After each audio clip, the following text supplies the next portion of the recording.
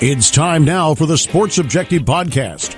No talking heads, just guys who love sports. Here's Dave Richmond. So glad to be with you. Appreciate you so much.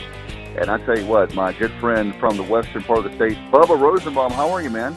Good evening, Dave. Doing well. Hope you are. Absolutely. Kyle is on assignment. I guess he's doing some honey-do list things. If he joins us, he joins us. But big show. We have two great guests. Phillip Wood, Executive Director of the Pirate Club, Associate Athletic Director. He is a tremendous guy, and look forward to, we had a chance a few days ago to sit down in his office and talk to him about what's going on with the Pirate Club. A lot of exciting times, Bubba. We'll be talking about that. Also, we have our favorite men's basketball coach, Joe Dooley. He's dropping by. So two big Pirates on one big show. We've got a lot of breaking news things to talk about. And Bubba, we'll do our roundtable. And I'll get you to, I'll be the straight man, so to speak, and I'll let you report it. And we'll just kind of go bang, bang, bang, because there's a few big items for the roundtable tonight. Yeah, let's start off with a little East Carolina golf. Former East Carolina golfer, HV3, Harold Varner III.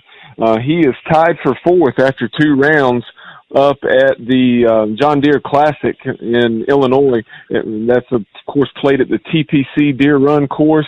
And Harold is 10 under after two rounds. He shot a 67 in round one and then followed that up with a 65 today. So a pair of excellent rounds for HV3, and he is three shots off the lead and, again, tied for fourth going into the weekend. So hopefully he'll play well, and maybe he can pick up a win this weekend up in Illinois. I hope so. I love him, and I love him. He's a great Pirate, and it definitely makes you appreciate. I love the game of golf. I'm terrible. I have the worst handicap in the history.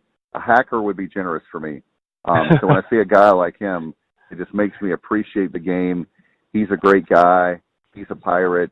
That's my golfer on the PGA Tour, obviously, like you, Bubba.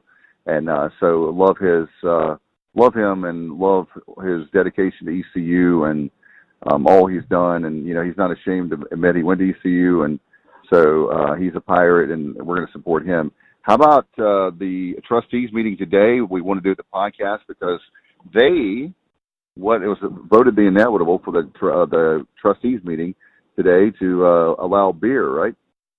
Yeah, a lot of information coming out of that meeting. We'll talk about some of the other topics here in a minute, but as expected, beer and wine has been approved by the Board of Trustees to be sold at Dowdy-Ficklen Stadium this fall. So I'm guessing that we will see that implemented for the Gardner-Webb game on September 7th. So the news as expected there, and I know John Gilbert, Director of Athletics, he released a comment, and there may have been multiple comments, but the one I saw on social media, he was just talking about how it was something that he thinks it'll be kind of a novelty to begin with because it hasn't been allowed, with the exception of club level, the privateers deck, and so forth.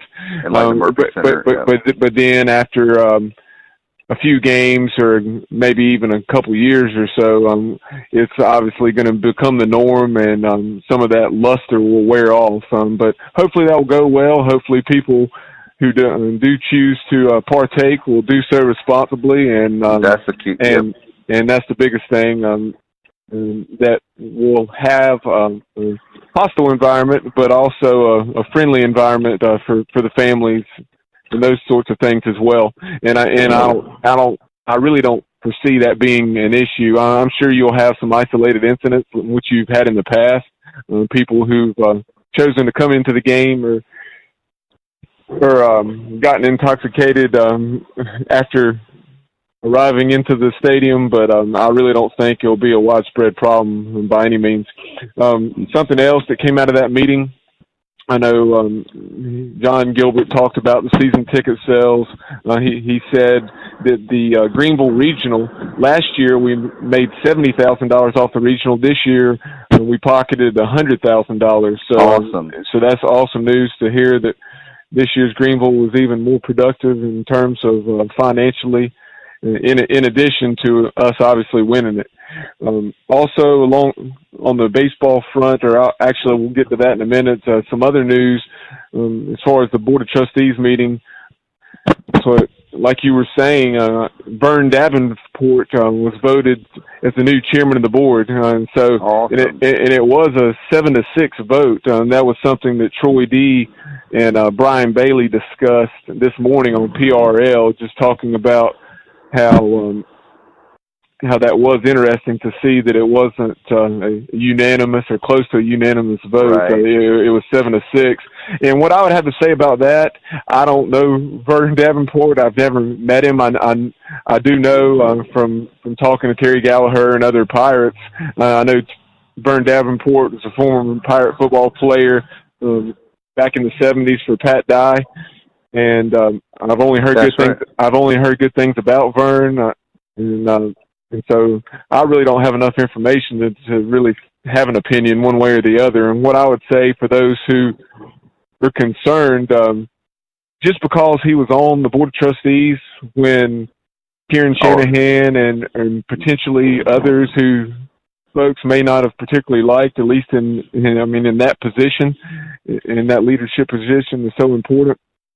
What I would say is, obviously, it's a little bit different. You're leading a university, not a football program. But think about Dabo Sweeney. He was a position coach on quarterback coach, right? On Tommy Bowden's staff. Actually, I believe he coached the wide receivers. He was a wide receiver. Yes, sorry. But he's a position coach, and then all of a sudden, he's named the head coach. He got it on an interim basis, proved himself, and then got the job. But who would have ever thought that Dabo Sweeney would have done what he's done at Clemson? Just remarkable success. So hopefully that will be the case with Vern Davenport, and that's something that it's a year-to-year basis. So if things don't go well, that could always change next year from everything I've heard. But hopefully Vern will have success, and the Pirates will be rolling. But moving on to baseball, some news and notes on the ECU baseball front. Spencer Brickhouse, he's performed very well up in Missoula, Montana.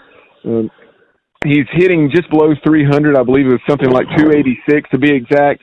But Brick, he had a big game a couple nights ago. He went 3 for 4, hit his first professional home run, and then also had a 3-run double. So that's awesome to see Brick doing very well. As far as some current Pirates guys playing this summer, you had Thomas Francisco up in Charlottesville, and he made the All-Star game in the Valley League, which is awesome to see. So Franny's been hitting the ball very well, and then also Dusty Baker's playing for the Morehead City Marlins, and he was on one of the All-Star teams in the CPL. So awesome to see those two guys doing well. And from what I've seen, the other Pirates, I think we have about 9 total in the summer leagues, 5 different leagues that Pirates are participating in, and they're all performing well from what I've seen. And also one other note on the baseball front, and this is former ECU baseball assistant coach Link Jarrett, who has been the head coach at UNCG over the last several years and had a lot of success there, turned around the Spartans program. He has been named the new head baseball coach at Notre Dame. So congratulations to Link Jarrett. No doubt about it. Ladies and gentlemen, making his entrance, Kyle from LaGrange Barber. What's up, dude? It's better late than never, fashionably late, all those other typical sayings. What's going on, guys? Should we hear the glass breaking like Stone Cold? Yeah, exactly. Don't. Yeah. Yeah. Yeah. I don't know, Need some good intro music. I'll do a run-in, I knew Kyle would appreciate a wrestling reference from a guy that knows very little about wrestling. Yeah, that's right. I'm proud of you both, man. Good stuff. Me and Bubba were on the phone one night, Dave, and I got him to name 5 wrestlers. 10. It was 10 wrestlers, okay. And I was like, and he did it, but it just cracked me up. He was naming all these wrestlers that were like, all right, the typical Steve Austin, The Rock, Hulk Hogan, Ric Flair. And then he comes out with the Sandman. I'm like, wow. The Sandman from ECW? I was like, that's awesome. But then he explained to me how he knew who the Sandman was, but he had a friend. Then it's a little less awesome. Yeah. He had a friend from either college or high school that was. Yeah, high school. that was a huge ECW fan who loved the Sandman, and he watched a ECW pay-per-view at his house, and that's his familiarity with the Sandman and his Singapore cane. Yeah. Well, so good stuff there, and we love wrestlers and wrestling, and at some point we'll start getting, maybe we can get some wrestlers on. We'll talk about that, Kyle. You and I have been on that beat, but you know more wrestlers than I do, and maybe we can get Kyle is like our special correspondent when it comes to getting the big guests. Well, you know, I asked North Carolina independent star and former ECW, speaking of which, star C.W. Anderson to come on right when we first started doing this thing. We had to get it. And we never did it. We so just I forgot. need to ask him again. Yeah, it wasn't what I'm saying. It wasn't on purpose. So it's not right. Like you know, CW. If I remember correctly, and we might want to ask Coach O about this. If I remember correctly, I heard an interview with him on the Colt Cabana Art of Wrestling podcast that he was actually recruited out of high school to play college baseball at East Carolina in the late '80s. So that would. I didn't know that. That would have been my Coach O. His real name is Chris Wright. So this might be something. I don't know how well Coach O remembers players he didn't sign, but anyway. Well, hey, still that's pretty cool. I didn't know that connection. I know the wrestler, and we talked about it. It was actually we're going to do a WrestleMania podcast, and that's right. And that's what happened. We didn't. It was because of the fact we were just starting a brand new podcast, trying to learn our way, so to speak, and having a unfortunate thing that we didn't know, and that would be that one of the original co-hosts passing away, and thank God for Kyle and then Bubba. So anyway, we're here, and I tell you what, guys, I'm very excited. I know a lot of people are wondering about the Pirate Club, and certainly a lot of things going on. Let's go ahead and go to the interview. We had a great interview that we sat down with the executive director of the Pirate Club. Let's go to the interview with Phillip Wood right now. Very excited now to have the executive athletic director, of course, associate athletic director, and Pirate Club, the head of the Pirate Club, Phillip Wood. Phillip, it's so great to be back in your office, and you're looking great. I tell you what, sunshine, and we have our pirate ship, and I know we kind of did that storm of life, but we're pirates, right? Well, no question. And David, I always appreciate the opportunity to sit and catch up with you and certainly stay in touch with everything that you guys have going on. But it is an exciting time. I've actually been a pirate for not quite 2 years. I started July 14th. 2017, and certainly have seen a lot in 2 years. But someone told me early on, every day is a great day to be a pirate, and I certainly believe that. But I can tell you right now, it is a very exciting time to be a pirate. Let's talk about that. Can we do a thumbnail sketch of the time you took over? And I always give you credit for things started shifting when you became, not to put all the pressure on you, but still day July 14th, when you became the head of the Pirate Club. I just felt by listening to you on Pirate Radio with Roy Dreyfus and Jonathan that I could tell the mood was going to change just in your role, just the way you were talking about the donors and different things like that. So thank God we have someone that really gets us. Well, that's extremely nice and very humbling to hear you say that. This is a place that, is very special to so many people. And I think one of the things, David, that makes our great university so special is the people, and we have a very proud and passionate fan base, and every single day, we as a staff strive to make our fan base proud. I mean, obviously we don't do everything perfect.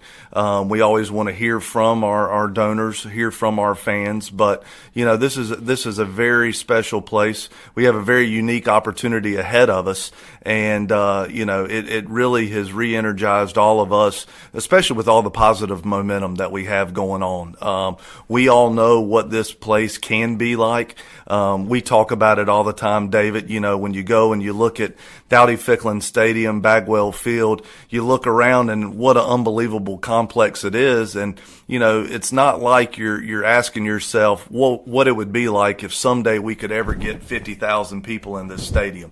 It's happened. It's happened here before. We've had success here before, and it's a process to get it back to where it is. But before you can get to that end goal in the process, you have to have the right pieces in place.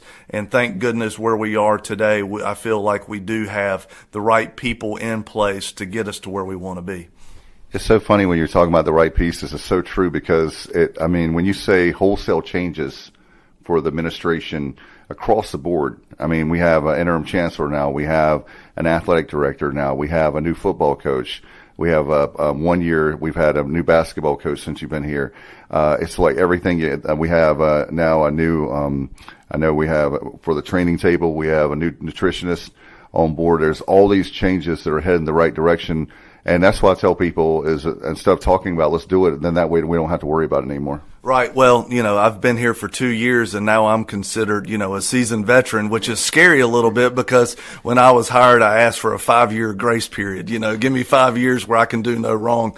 That has certainly been, minimized, but, we do have a lot of great pieces in place. And, as we talked about, under John Gilbert's leadership, he has identified a lot of, areas that need improvement. I think going back to last spring when Dave Hart came back to campus, really started that transformation, really started that healing process, not only inside the building here at Ward Sports Medicine, but with our fan base as well. David, one of the things that I'll never forget, one of the first things out of Dave Hart's mouth was, he felt like we as a fan base had lost hope.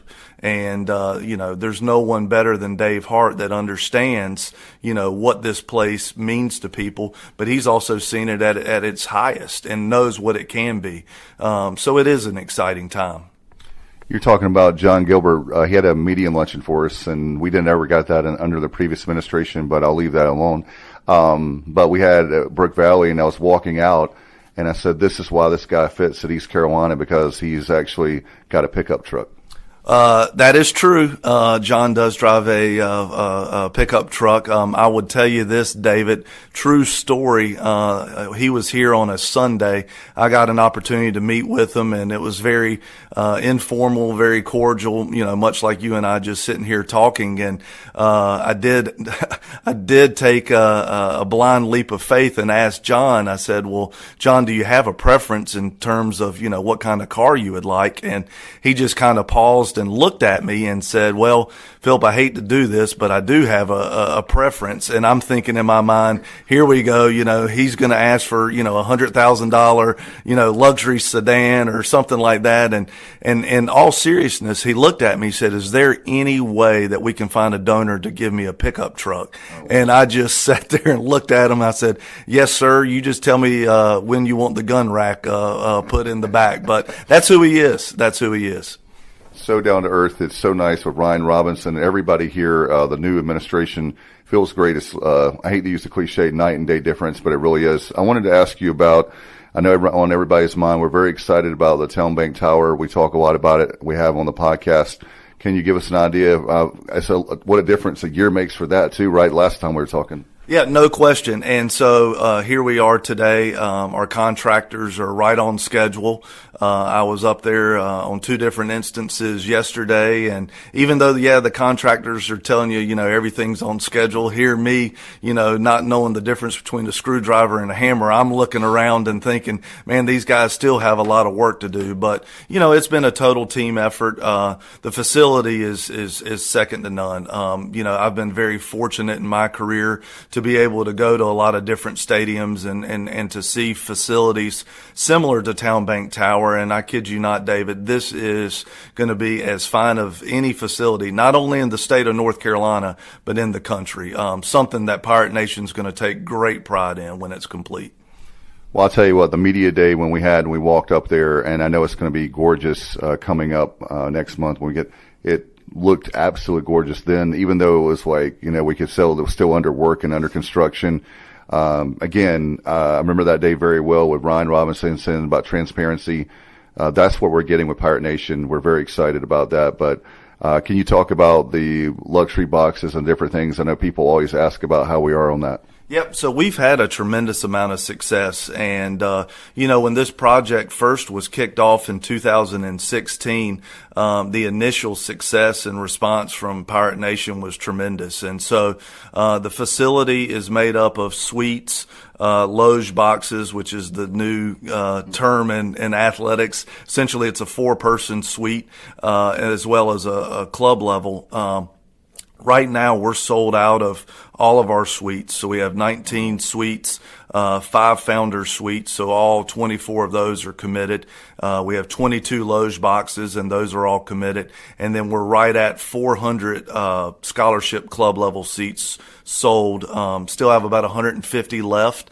And David, I truly believe once people go up there and see it, it's one thing, just taking a look at a brochure and trying to get an idea of what it's going to look like.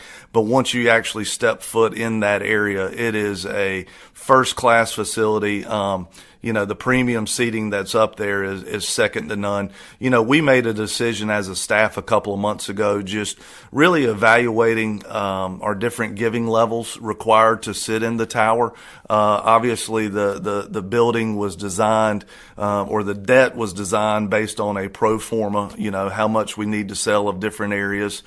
In addition, how much we need to raise in terms of philanthropic dollars outside of that. And so the club level was one of those areas, David, that, we made a decision as a staff, consulting with our Pirate Club board of directors. We felt like the minimum giving levels were a little too aggressive.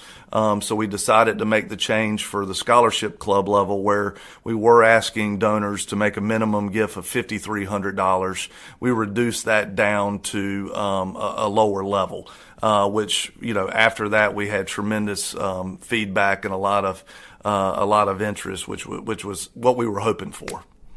I'm very excited about that. I know next month with Meet the Pirates coming up, we have that. I know you got to be excited about. It'll be media day for football, and obviously Meet the Pirates. We'll have that on August 17th. I know is ribbon cutting August 16th.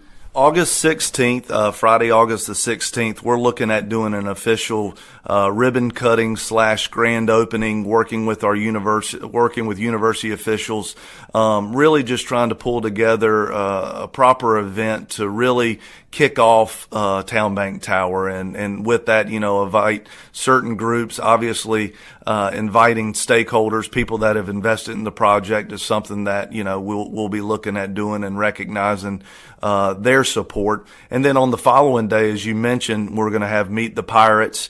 But in conjunction with that, we're going to have an open house for Town Bank Tower, where anyone can come in and tour the facility, look at all the different levels. We really want this to be a East Carolina asset, East Carolina facility that's going to be used, not just for 6 Saturdays, or I guess 5 Saturdays and a Thursday this year, but something that's used throughout the year for various special events. When you have that type of facility, where it's located with the parking, we feel like there's an opportunity for us to be able to host a variety of special events in that facility. One crazy idea I had, and maybe you could go along with the Town Bank Tower, is I've always said I think we should have a sports bar that we could put somewhere near the stadium where Pirate fans could come. I mean, we're Pirates, they come year round. Is that something we could add into Town Bank Tower? Well, I can tell you this, David, and excited for Pirate Nation to be able to go in Town Bank Tower. The first level that you'll go into is our club level, and the centerpiece of that club level is probably one of the most impressive bars I have ever seen. I can't give you the total amount that we're spending on televisions, but let's just say there's going to be no shortage of games going on a Saturday. And, that's a great idea. I'll tell you that there's a school in Winston-Salem, at Wake Forest. They have opened up their tower on occasion for Friday lunches, for folks to come in, have lunch, be able to utilize the facility. Definitely a great idea. Like I said, if you're looking for a sports bar, the atmosphere on that club level, I can imagine on a Saturday, is going to be like a sports bar on steroids. It's going to be first class. That's my cup of tea, certainly. When it comes to one question I asked you last year, I know I made you nervous asking about it, but the indoor practice facility, not about the indoor practice facility, but the cost of one. How close? I know that Coach Houston recently said after next year, starting to take a look at that. One of my things I want to say for me personally that I would like to see is, so I'll take my hat off as far as the media and be a Pirate Club member, and certainly with the alum and fan. I would like to see an aggressive campaign like the folks in Chapel Hill are doing, even though they're not my favorite people.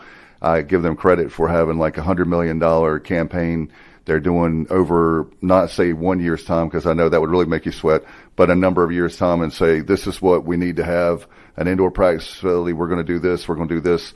And I really believe, including myself, that more people would give. I'm just going to throw that out to you. Yeah, well, even though a year has gone by, I'm still nervous when people ask me that question. But, you know, I will say this, and Coach Houston has said this on multiple occasions about John Gilbert's commitment to football and getting football to the level that, you know, we as Pirate Nation want it to be. And certainly a big piece of that is an indoor practice facility. We have had discussions. You know, one of the things that, you know, working with a facility like that is, you know, certainly how it's going to be paid for. You know, where we are is, you know, we're going to have a lot of funds contributed up front for us to really start moving on it. You know, there's really no timetable set just yet. I will say, since Coach Houston and his staff have been on campus working directly with athletics, a lot has been able to be accomplished in a short amount of time, which is, to me, a testament to John and his leadership and his belief of, you know, committing to football to, you know, provide them all the necessary resources that they need to, you know, be competitive in a national conference that we're in the American Athletic Conference. You know, just looking at all of our facilities, yeah, there are little things here and there that we're working on.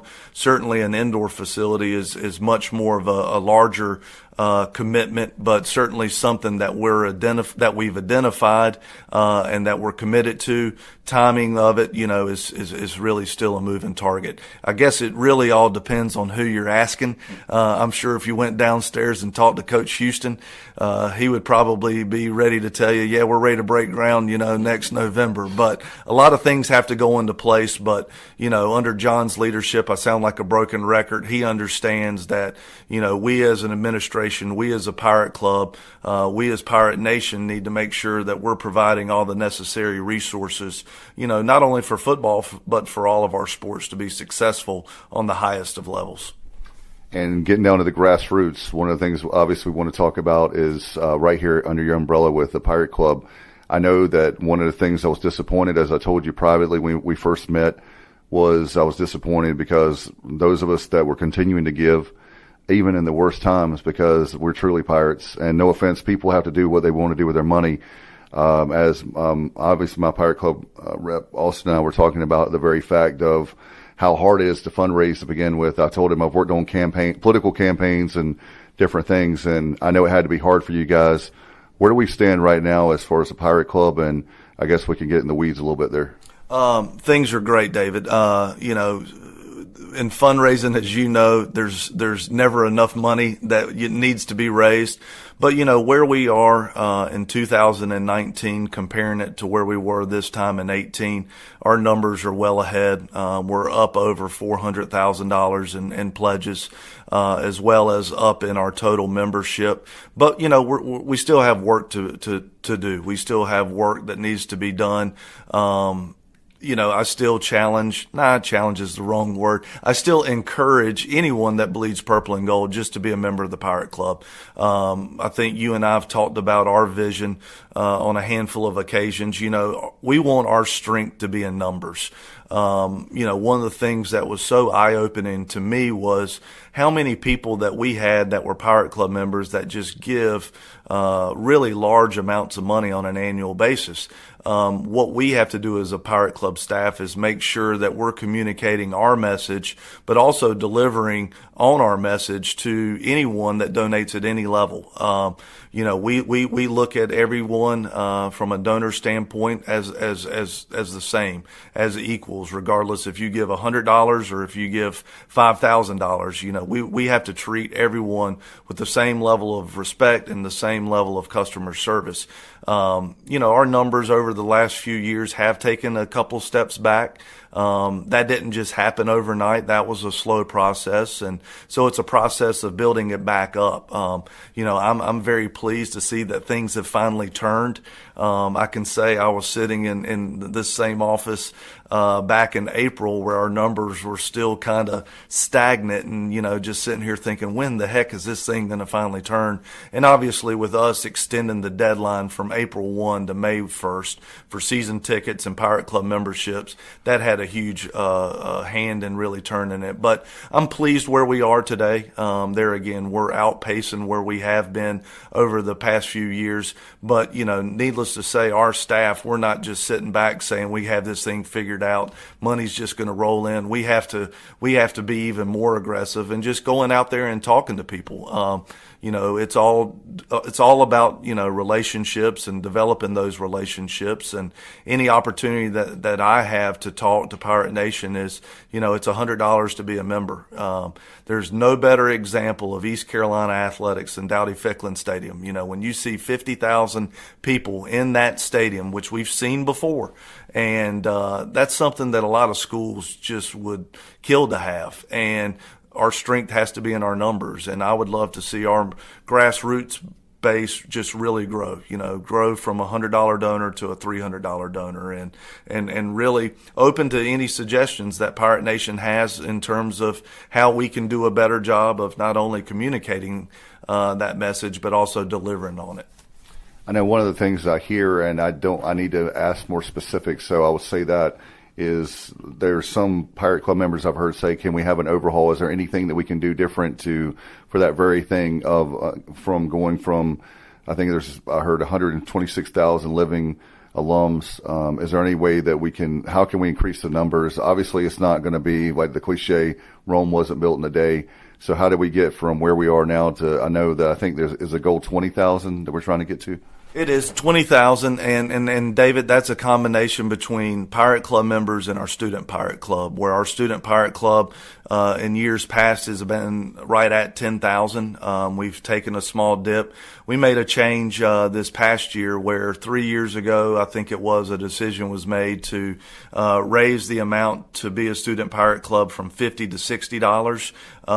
We were able to raise more money with that, but we lost members. So we made the decision as a staff to go back to $50, not necessarily worried about how much we're getting. We want strengthen numbers. So 10,000 Student Pirate Club members, and then we need 10,000 Pirate Club members. Last year we finished right around 7,000. So we still have some work to do, but I truly believe, where we can get that is anyone that's just a Pirate fan. I think the last number I heard, living alum was over like 170,000 alums. And so, we have to figure out a way, what's their passion point? How can we communicate our message to them? One of the challenges in college athletics is, so much of it is tied to wins and losses. I mean, I get it. That's the nature of the beast. So winning obviously helps, but, we just want people to realize that if someone's writing a check for $100, that does make an impact. All those dollars that are being contributed go directly to our student athletes for scholarships. And, we still have some work to do for us to fully fund all of our scholarships, to take that burden off of athletics where they're making up the difference. It's my goal someday, and we're going to get there. I mean, there's not a doubt in my mind we're going to get there, but it's going to take a team effort for us to be able to raise through private contributions enough money in a fiscal year to cover all of our scholarship expenses. One question that comes to mind is, I've heard over the last couple of years as well, is there any way that we know we have the $100 level, which is the starting point? Is there any way that we could have like a $50 level? I don't put out one amount on that, but I've heard that from feedback from the Pirate Club members. Well, and it's great. And once again, David, and I think that this is really, I would say the attitude throughout our entire department, those are the type things we want to hear. I wish, I could sit here and say I had a magic wand, I can wave it, and all of our problems are going to be solved. But, we need to hear from our fans, and we need to, hear ideas. Not saying that, every idea is a good idea. I can tell you I throw out ideas to our staff all the time, and they don't always catch on. But, we're open to anything because, this is a special place. We know what the potential holds here, and we just have to capitalize on what our strengths are to get us to where we want to be. I know you were talking about the Student Pirate Club. How do we take the Student Pirate Club members And when they graduate, how do we get them to stay on board with us? Great question, and it's something that every school in the country is trying to tackle. Just this past month, we have our national convention where all schools and all different areas of athletics are represented, from ADs to marketing, compliance, but also fundraising, and that's always a big topic of how do you take that student and carry them over into a young alum. We made the decision this year to revamp our young alumni program, where as a student graduates from East Carolina University, their first year's Pirate Club membership is free. So all they need to do is go to our website, sign up. They do have to give us an email address as well as a cell phone number, and we're going to give them a free year's membership. Wow. The next year, what we'll do is they would pay $25. We would credit them $75 to get us to $100, and then the next year 50, 75, 25 until they're on their own paying $100. I think the most important thing is the world that we live in right now is really all tied to cell phones and email addresses, and so I just know once I graduated from college, I think I moved houses every 6 months, so it was hard to keep up with mailing addresses. So if we can capture those cell phone numbers, capture those email addresses, it gives us an opportunity to keep those folks engaged. And David, we have so many positives, so many strengths. The thing that I love about East Carolina is the mission of the university, and it's to serve Eastern North Carolina. And, the great thing and a positive for us from a fundraising standpoint is so many of our alums, once they graduate, they're going back into their areas throughout the state. We're not getting 75% of our graduates moving to Texas or New York or California. They're all staying in the state. So as we talked about the total number of alums that we have, so many of them are here in our backyard. And so it takes time. It takes time to articulate your message. The thing that I just want people to know is we, as the Pirate Club, we just want people to be involved. And from there, it's up to us as a staff to deliver the best customer service and then stewardship. You can't ever say thank you enough. And that's something that's very important to all of us in our staff. I know you had a very successful Pirate Armada. I wanted to talk about that, and then I'm going to have a follow-up. But can you, now that we're here in the summertime, time is going by fast as we're getting older. We're getting wiser and better, I know. But how did the Pirate Club Armada go? I wanted to get your thoughts. It was fantastic. So this was the second year I was able to be a part of the Armada. And David, as you know, as well as all your great listeners, pirates enjoy socializing. Pirates enjoy socializing with other pirates. So it's always great getting out into the communities. So many times, everyone's always driving to Greenville for games and events and things like that. So it's very rewarding for us to get out into the communities. And certainly this year being a year where you have John Gilbert as our AD, Mike Houston as our football coach, Joe Dooley is basketball, Kim McNeil is our new women's basketball coach, and Dave Hart. And we were very fortunate that Dan Gerlach joined us on two different stops. And, I would say that the atmosphere at all these events, they're always fun. I can tell you that. But just kind of getting back to what Dave said, Pirates, we need hope. You could see that again. And, to talk to longtime alums saying, they hadn't been this excited in 20 years, or just talking to that recent grad and saying, man, we're so excited about the direction. The thing that we've tried to do with these events is try to keep them as informal as possible, but also be as transparent as possible.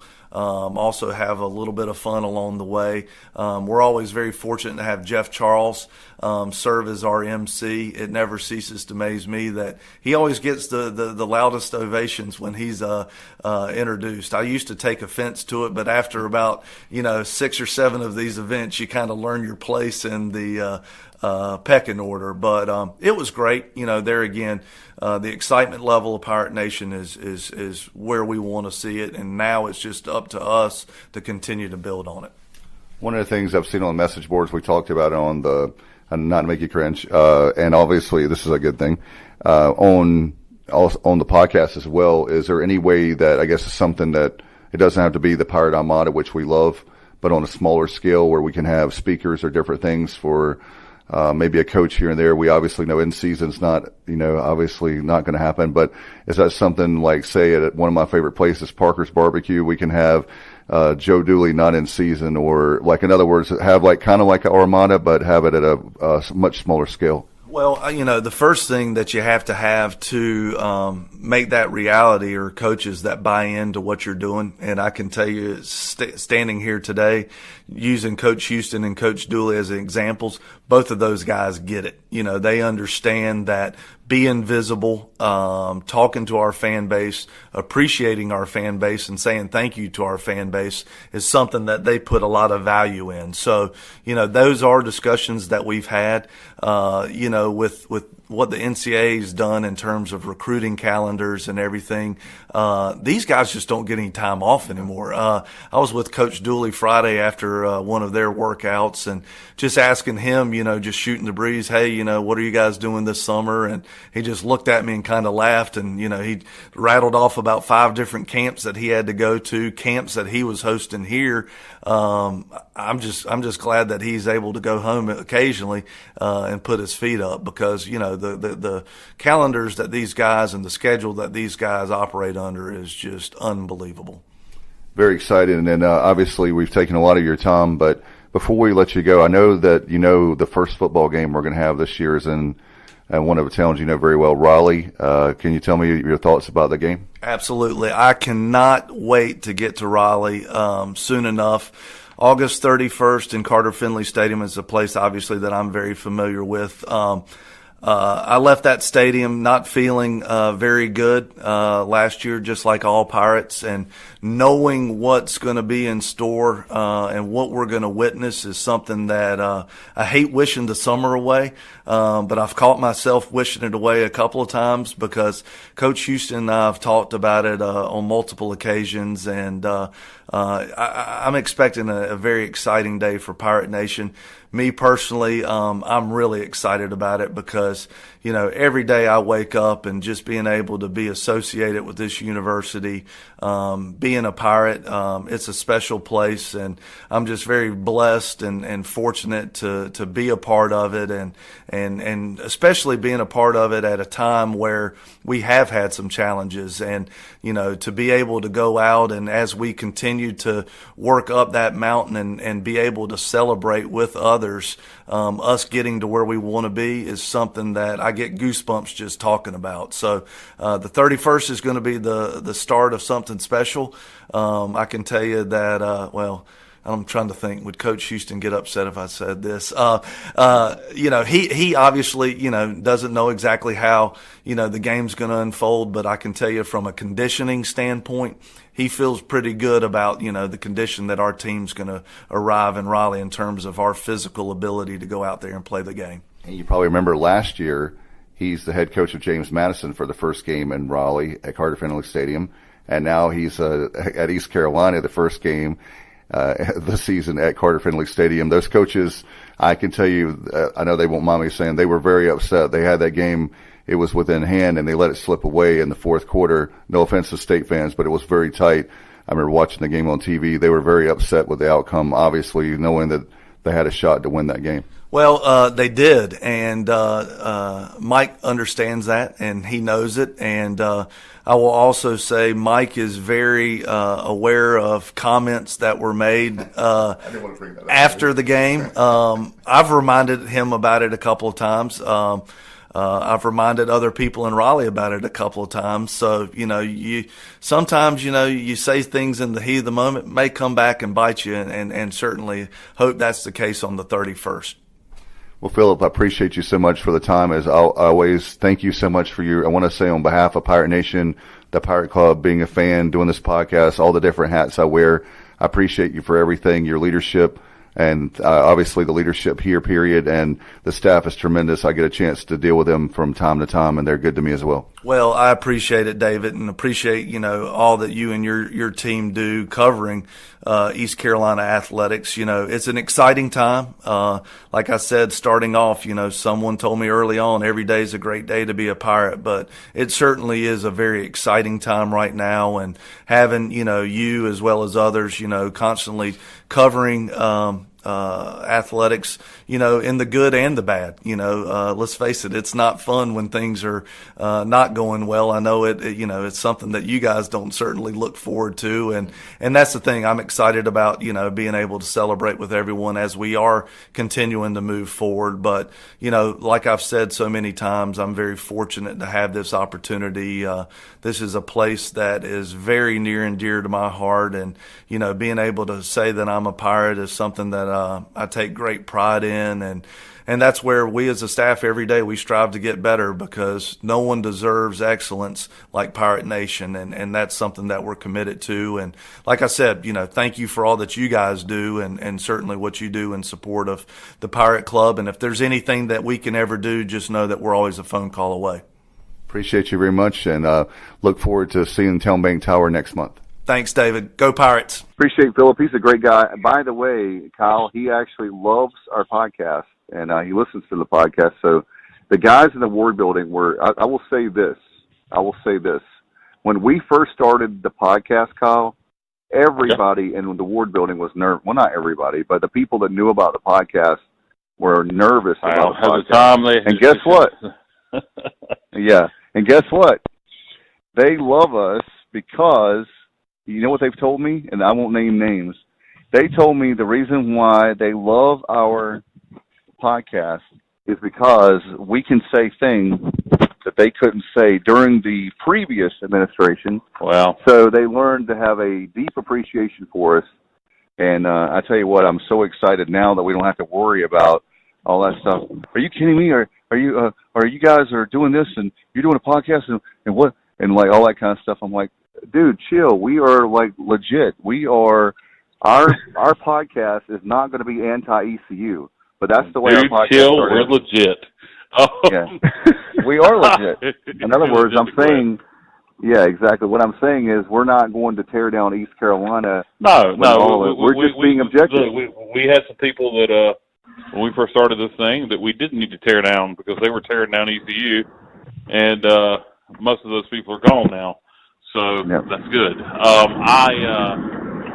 Guys, I'm sorry I missed the beginning of the show in the round table. I'm assuming you guys already covered the alcohol sales and the bag policy. Yeah, we did not. We actually didn't talk about the bag yet. We didn't talk about the bag yet. All right. Well, the clear bag policy. I tell you what, if you're a season ticket holder, you're going to get a bag. I didn't read that statement very well. Is that per season ticket holder, one bag if you have one ticket versus or 20, or is it for one bag for every ticket you have? I believe the way it read, what I saw, it said one bag per household. Okay, so I provided a link, actually. If you go to the ECU football page, maybe I need to go put it on our page, too, under the Sports Objective. I provided a link to some bags that Amazon has for $7. They're 12 by 12 by 6, clear plastic bags. They're the biggest size you can take in the stadium for $7. So if you go to the ECU football page, and I'll put it on the Sports Objective Facebook page also, because one bag, per season tickets, well, there may be a time where I want to take a bag and my wife wants to take a bag, or if you have multiple season tickets, like Bub, I know your dad, you get your tickets through him. Well, that'll take care of him, but what if you want to take a bag in? Right. So that's a good option for a cheap bag. I know a lot of SEC stadiums have this policy.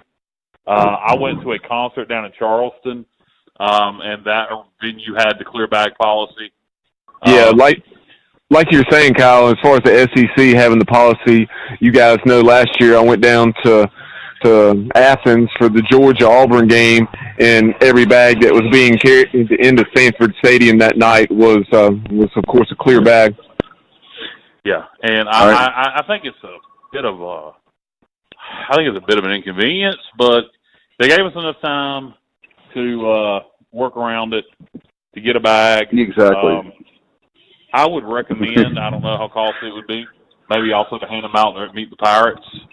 I'll tell you what, if it would be allowed, if you could order those $7 or $6 bags off Amazon and stand outside the stadium on first game and sell them for $20 a piece, I bet you could at least sell 20 or 30 of them for people that just don't pay attention and aren't going to know. Yeah, hey, by the way, guys, I got to tell you a funny story. And, Kyle, you'll appreciate this because you would actually approve of this measure. I thought because of the alcohol stuff, I thought that they had taken a step further. And when I saw the I saw a bag, I thought that they were allowing brown bagging in the stadium. Jesus I Christ, read it this morning. I know I wasn't awake. I wasn't awake yet. So, but I laughed really hard. No, I think it's kind of the opposite, my friend. I think that Yeah. I'm sure that nobody will admit this, and maybe it's just coincidental timing. But they're going to make sure now. Before, a lot of people were sneaking flask in, and they still might. But they'll take it a step further. They're going to make sure you buy their alcohol. Oh, yeah. Maybe it's coincidental timing. I don't know. But I guess in this day and age of mass shootings and whatnot, you can never be too safe. Oh, yeah. I don't have a problem with it now. And like you said, that gives kudos to these folks. But the fact that they were able to give us enough time is a big thing. Guys, I'll tell you what, let's go to our next guest. We're proud of him. He actually is doing well and revamping the basketball program, men's basketball, head coach of the Pirates. Let's go now to Joe Dooley. Let's go to the interview right now. Very excited, Bubba. I know that we have one of our favorite guests on, and I know he's been working hard on the recruiting trail. And summertime, it's never off season for Coach, right? Oh, no doubt about it. No rest for the weary, so to speak. And as we head into the 2019-2020 East Carolina basketball season, also an awful lot of new pieces joining the roster. And now to talk about that, I'm very excited to be joined by the head coach of the Pirates, Joe Dooley. And Coach, welcome in. Good morning. How are you guys? Very excited to be with you, Coach, and to visit. And that old saying, what a difference a year makes. Can you kind of talk about now I know you're always recruiting, but can you talk about the recruiting class we have coming in? I know there are a lot of guys. Pretty much you're transforming the team, right? Well, I think the number of new guys is. I have not dealt with this yet with 11 new players, but I do think that when we work out, we look like a different team. We're so much bigger and longer, and that's not even including Seth Leday is not cleared yet, but he's started to do some things and. We'll get J.J. Miles here in August. He's just finishing up a summer school class, but just the length and the how much bigger we look and how much more athletic we look, it makes us feel a little bit better. Coach, as you take a look at things, let's start off with the four incoming freshmen, guys like Tristan Newton, Brandon Suggs, Logan Curtis, and then also, of course, Charles Coleman. Can you give us a thumbnail sketch of each of those four young men? Well, I think all of them are going to help us, and Tristan was a little dinged up early and missed a couple of days, but the last couple of days is really, you can see how explosive. He's just young. He's a puppy. He's 17. He just needs to get stronger, but he's explosive, very quick. Suggs has been very impressive. I just think Brandon's one of those guys that needs to add some weight, but has a good feel for the ball, real good length at 6'6", 6'6.5". He continues to get better as a shooter, and he's put a lot of time into it. And Logan Curtis, I've been very impressed with it. He's very solid, been very well coached in high school, has good fundamentals. And, Charles Coleman, obviously, you don't teach 6'11", 253 pounds. I think he's like a lot of big guys that you get when they're young. He doesn't realize how big he is. He's got a 7'5" wingspan. He's figuring things out, but I think he's a very willing learner, and I'm excited about him. Coach, I wanted to talk about, I was just talking to Phillip Wood. I'm here on campus, and he had a lot of nice things to say about you, and one of the things is the very fact that I was telling him with the positive direction with the university athletics going on across the board, I know there were a lot of people disappointed the way things are going. Things are going great, and specifically with you, I feel confident about the way the basketball program is going and where we're headed. Well, we've got, it's a work in progress. We knew when we came in here, and I think we've done some things to help ourselves. And I think the good news is, as you look at it, we've we're scheduled to have 12 guys back the following year in 2021, and I think we've gotten off to a good start with that recruiting class, and we're involved with high-level guys, and even a couple of the guys that we lost, we didn't get this year. I think, we were in the game with some really high-level guys that are going to be good players. Coach, kind of expanding on your point as far as the roster makeup, you do have 7 junior college guys coming in, but that's kind of misleading if you don't dig a little bit deeper. You have at least 2 of those guys who are going to have 3 years. Yes, Miles James and Tremont Robinson both have 3 years. I think the other thing is you also got some experience. We need to get a little bit older. We talked about that last year. We were one of the 20 youngest teams in the NCAA last year in our league is a get old, stay old league. And I think that the maturity of guys like Tyree Jackson and Batumba, Baruti, those guys have been in the ACC and in the Pac-12. They've seen it.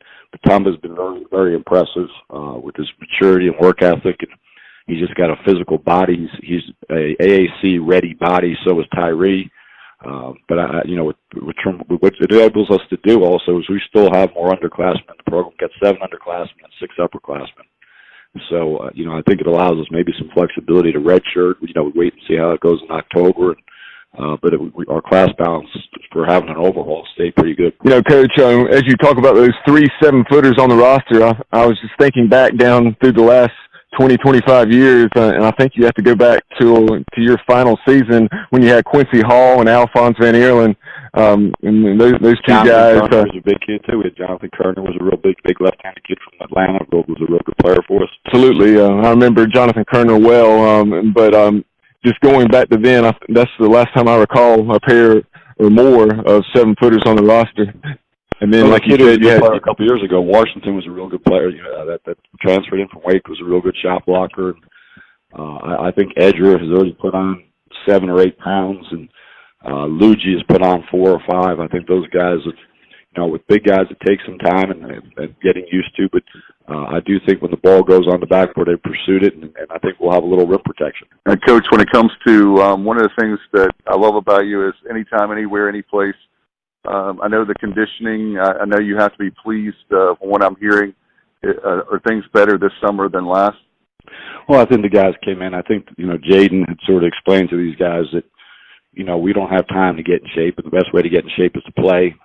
These guys are in the gym a lot. I mean, it's nice, our offices are connected to the practice facilities. You can hear the basketballs bouncing and guys in there shooting, and that's a good feeling as a coach when you hear guys in there. And I do think from a strength and conditioning standpoint, they've done a good job in the weight room. And, some of the guys are just young. When you look at a kid like Tristan, he's a puppy, and he's going to have to grow into that body, but he's long and lanky. And, it is amusing to see these guys come out of the weight room. So, right, that does amuse me. One of the questions I had, too, Coach, is certainly with what you can talk about scheduling. Can you tell us some games that are out there? Can you talk about that a little preview, or is it a little super premature? We're waiting on American Conference dates. We'll get that in August. But the non-conference, we had some road games that we had to return that were already scheduled. We have to return back to James Madison and App State. And then the good thing for us is we get those games off the docket, so we can sort of, hopefully, address scheduling and start a good road series, or that we get a return home game the following year. I do think with scheduling, I've seen that in all aspects. In one regard, it was easy to schedule because people will play you because we haven't been good. And now the flip side is it's hard to get good opponents because our net's been bad. Right. And we need to get so we can schedule better. And I do think that's important. I do think the league helping us with that Armed Forces Classic is a pretty neat deal. Everybody that's been a part of that said it's a really neat experience. So going to Navy will be cool. And I also think, obviously, going to the Bahamas where you play 3 games in 3 days will be a good experience for our guys. I was trying to get the guys to see if we could cover that, Coach, in the Bahamas. Very nice gig there, but certainly the Bahamas a very cool place to be. Yeah, it's a great setup. I've already been down there. Adidas had a trip, and we went down with Adidas to the Bahamas, and stayed at the same place that we're staying next year. I mean, this November, and I think it'd be a good experience for our guys. I don't know how much of the beach they'll see, but I know we play at 8 o'clock that Friday. Coach, I wanted to ask, one of the questions that Pirate Nation has asked is, I've read message boards and different things, so I know you probably don't, but people are asking, with the relationship you have with Kansas and Bill Self, is that something down the line when you're talking about the net score? Is there any way that down the line we could have a game with Kansas? I've never really talked about coaches. I look at it two ways. One side of me says it would be really cool to play Kansas, and it'd probably be great, but one thing for them, they have to play a certain amount of home games, and they're already tied into the opening game of the season is either Kentucky, Duke, or Michigan right. State. They've got that game. The other side of me, the other sentimental side of me says, I loved my 10 years at KU, and I'd like to leave those fond memories of having been there at Kansas and a lot of good friends, a lot of good people, and just sort of let that slide off into the sunset. Go ahead, Bubba. Something you've done a tremendous job of since you came in is a couple things. Our presence on social media. Although you're not on social media, I don't believe. I know the basketball program's presence on social media has been awesome, and then also the improvement of graphics, both in the Smith-Williams Center and on the Minges Concourse and what have you. Smith-Williams Center and as well as the Williams Arena. I think Dave Hart did a great job of. I think addressing that with the Board of Trustees and, decorating the lower half of Minges looks so much better. And I think the practice facility is a great practice facility. It just needed some, like you said, some decorating. And I think, with some banners and some paintings and those type of deals, the place looks, already it was a very good building. Now it looks even better.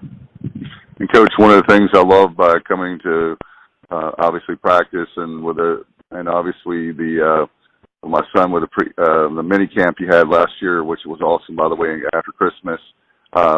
You have up there the banners of the years that we've been in the tournament, I think 72 and 93, and who's next. Do you think that's a few years down the road? Do you think we're any closer this year than last year?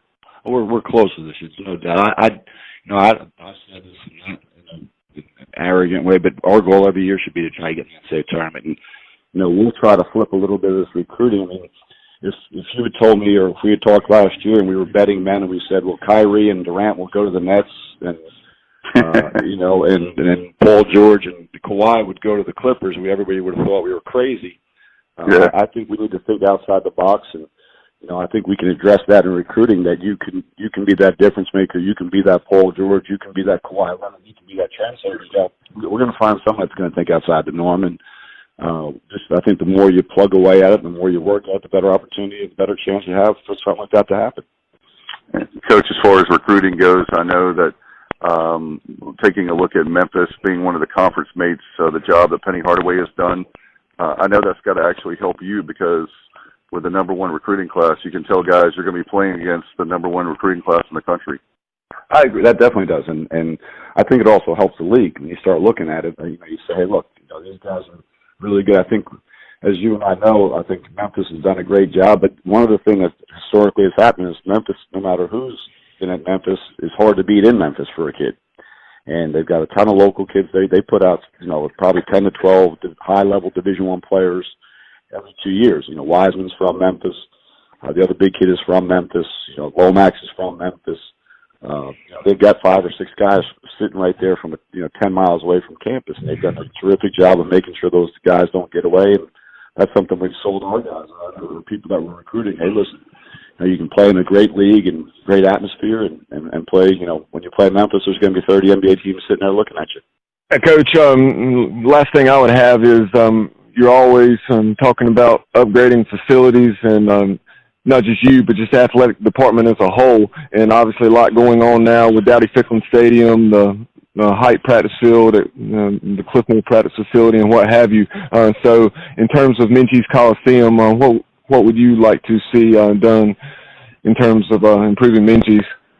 Well, I think John has addressed one thing. We're redoing the court as we speak. They've started, or getting ready to start on that. And I think John Gilbert and Ryan Robinson, all those guys that have an active plan of what they want to do going forward. I think they'll figure this out as we go along. I do think that the first step is decorating it a little bit, and they've addressed that. They've had some graphics people in to look at some things, and I think the painting of the floor, the changing and lighting of the floor, and the way it'll look, I think it'll be a lot brighter. I think that'll be better. I think as we keep going along, as things go along, I think we'll continue to renovate and upgrade. Well, Coach, I know that you're very busy. I appreciate you coming on with us and spending some time, and we're very excited about the season, and I know that there is no off-season with you. You guys are recruiting all the time, and certainly with all the camps. So before we let you go, I wanted to give you a chance to talk about, I know there's a camp coming up, another camp coming up for you, or a couple more camps, right? We have a camp on the 22nd, and that's all the way up to 8th grade, and I think it's a good opportunity. Like we said, we've had some kids growing up being Pirate fans. They get to interact with our players. We do a lot of work. It's not just sitting around. They do a lot of different drills, and we talk about all the time. One of the cool things about basketball is, you can take these drills and do it in your driveway or in your garage. You don't need 10 people in order to get a workout in basketball. Our players enjoy interacting with the children and getting known. We're very excited. I believe it's joedooleybasketballcamps.com where they can go to sign up. Yes, July 22nd through the 25th, so last week. All right, Coach, I want to get that in before we let you go. Thank you so much, and we look forward to talking to you again during the season. Thanks, guys. Have a good day. All right, guys, I'm going to have to edit this out, but I'm actually here with my kids. What I'm going to do is come back out, talk a little bit, and we'll sign off. When did we interview Dooley? Was that Wednesday morning? We got it. Yeah. It was like 10 or 10:30. Yeah. All right, here we go. Thank you, Coach. I tell you what, guys, I'm looking forward to it. He is the real deal, and the recruiting and the I'm hearing about the conditioning that these guys are in the gym, like Coach was talking about. It's going to be very, very exciting.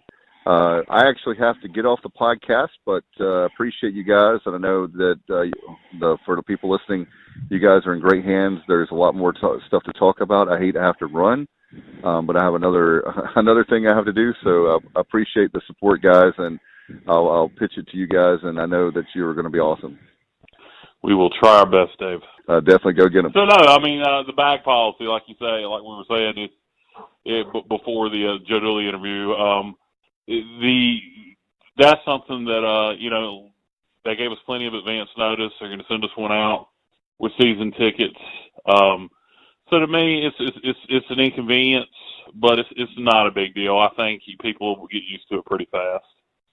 Yeah, I think I'd certainly expect to hear some moans and groans and those sorts of things, as you do anytime there's change that can cause people inconvenience like this. But I'm okay with it. I certainly know that it's well intended to speed things up and then also enhance safety.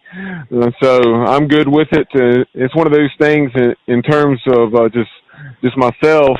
If I'm going to a game alone, then it probably wouldn't affect me. But if Riley's coming with me, where I would probably have a carrying bag, like one of the small book bags, like you often see given away at the game. Like I know I have one from the Liberty Bowl back in 2009, and then I know one year at Dowdy Ficklin they had them with Verizon on them that they gave away. But other than that, this is primarily going to affect the women much more than the men, obviously.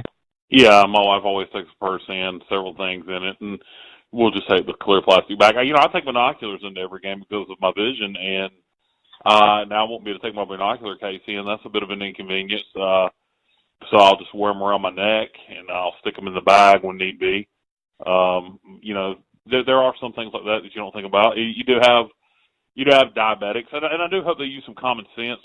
You may have some diabetics who take things in, maybe take insulin in, maybe take some I don't know what else they would have to take they couldn't get there besides insulin. But there may be reasons like that where somebody may need to take a zipper bag with a cooler, one of those little soft coolers. You know what I mean? Right. Yeah. There may be some incidences like that, and I hope obviously those will have to be allowed in for medical purposes, and I hope they give a heads up to the people at the gates to have enough sense to realize when people are bringing things in for medical purposes. Absolutely. So, Bubba, where are we going from here, man? I'll let you drive the car into the wall. Yeah. I really didn't have anything else. If you don't, we can go ahead and promote some of our... Well, I didn't get a chance to talk about the alcohol, so God knows. Yeah, go ahead. Give our listeners your thoughts on that, and then we'll promote our upcoming content and wrap things up. I think that it's something that it's another source of revenue. To me, it's much to do about nothing. People are going to drink out in the parking lot, so if they drink in the stadium, damn the difference. I'm going to be anxious to see more of what are we going to have in terms of choices. Is it just going to be your standard Miller or Anheuser-Busch products, or are we going to get some of our local breweries involved? There's tons of great breweries in Eastern North Carolina. Are we going to get them involved? I hope so. The Duplin Winery, for as wine goes, things like that are what I'm interested to see. I'm also interested to see the price. How reasonable or unreasonable is it going to be? The only negative I can think of, Bubba, is I cannot stand this when it's hot, going to concerts and other sporting events. I'm sure you've ever noticed this going to baseball games and all. When it's hot and people start spilling beer and it gets that funky beer yeast smell, you know what I'm talking about? Mm-hmm. I can't stand that. So that's the only negative I see of it. But I think you'll see. I think you'll be surprised here in the next coming week. There'll be some people that'll voice concerns about it and things that are just stupid, I'm sure. But overall, I think it's overdue. Do we know? I know East Carolina and NC State's voted to allow the sales, the football, basketball games, etc. Do we know what Appalachian State, UNC, Charlotte, have they voted yet? I have not heard about App State, Charlotte, and then also North Carolina. But I did see this note, and I think this was put out there. I'm trying to remember who it was, and J.J. McClam had made the quote. I can't remember if it's Clip Brock from Pirate Radio or who it was that retweeted it. But J.J. said that now with this vote, I believe it's 9 out of the 12 American conference members that serve alcohol. Wow. Okay. 9 out of 12. Also, in the statement I saw where beer and wine will be sold 2 hours prior to kickoff, which is around the time the stadium opens, and through the third quarter, with it stopping at the start of the fourth quarter. So that's plenty of time for it to be sold. I guess that's pretty much it on that. It was a big weird news day. Nothing necessarily directed to on the field activities, but things that affect fans with the alcohol and the bags. And we have a new head of the Board of Trustees that was narrowly voted in 7-6. Sounds to me like the 6 new members maybe voted against him, and 7 previous members voted for him. So take that for whatever it's worth. Yeah, pretty much what I said as far as that earlier. Won't go into much detail since I've already talked about it, but basically what I said today is obviously Vern Davenport, a former Pirate football player. I really don't know a whole lot about him to really have an opinion, but don't necessarily judge Vern just because he was on the Board of Trustees when Karen Shanahan and some of the folks who weren't particularly well liked were. Yeah, I don't have an opinion on it either. And what I said was just. I know what I was told, and I won't get into that right now. I want to stay positive right now. But he is a former football player. So from an athletic side, he should certainly care and understand about the importance of athletics at ECU, so that's good. Beyond that, I only know what I was told, and but we'll see how it goes. Yep. Hopefully things will go well, and we'll have a lot of success with the Pirates moving forward. But Kyle, if you don't have anything else, we'll go ahead and promote some of our upcoming content and wrap the show up. Yeah, I'm fresh out of ideas, Bubba. Gotcha. Well, today we kicked off our 50 Pirates in 50 days, a feature that's going from now up through August 30th, the day before the Pirates begin the Mike Houston era at Carter Finley Stadium against NC State. Today we talked to Shane Carden, We had that interview out there on SoundCloud and YouTube. And tomorrow, so this is Saturday, July 13th, and you'll hear from Snoop Wallace, Tabari Wallace, and he played defensive back for the Pirates back in the mid-'90s under Steve Logan. And Tabari has gone on to excellent things in education, and he is currently the Principal of the Year in the state of North Carolina. So had an excellent chat with Tabari. He's a very entertaining man, for sure. He's pretty funny, to say the least, and so you're not going to want to miss that 50 for 50 with Tabari Snoop Wallace. We also, in the coming days, we'll catch up with, in the next week or so, we'll catch up with Will Vandervoort from the Clemson Insider. We talked to him back before the national title game, so we'll talk a little Clemson football with him, and then we'll also catch up with Pirate Steve. Had some scheduling conflicts, so we did not talk to Steve here in the last day or so as planned, but we'll talk to him next week and look forward to talking about his time leading the Pirates through the Purple Haze in the Dowdy Fickle. Yeah, maybe I'll be able to take a part in one or two of those interviews. Also, guys, the Pirate Cruise, the Sports Objective Pirate Cruise, is leaving from Charleston, destination Nassau in the Bahamas next July. You can make your reservations now through Dana's Global Travels. We will get that information posted on the Sports Objective Facebook page. Hold on, and I will have the number. This are professional. We're legit. Hold on one second. Dana's Global Travels. That's the name. The number is 919-830-4161. 919-830-4161. And you contact her about booking your cruise. Just tell her you want to book a room on the Sports Objective Pirate Cruise for next July from Charleston to the Bahamas. She'll give you all the information. Room prices are, we have 3 levels of rooms you can choose from on the cruise: interior, a balcony room, and an ocean view room, all 3 at different prices. You can choose to purchase them with insurance, which I would recommend. That way you're insured a refund if, for whatever reason, you have to cancel. It's a long time between now and next July.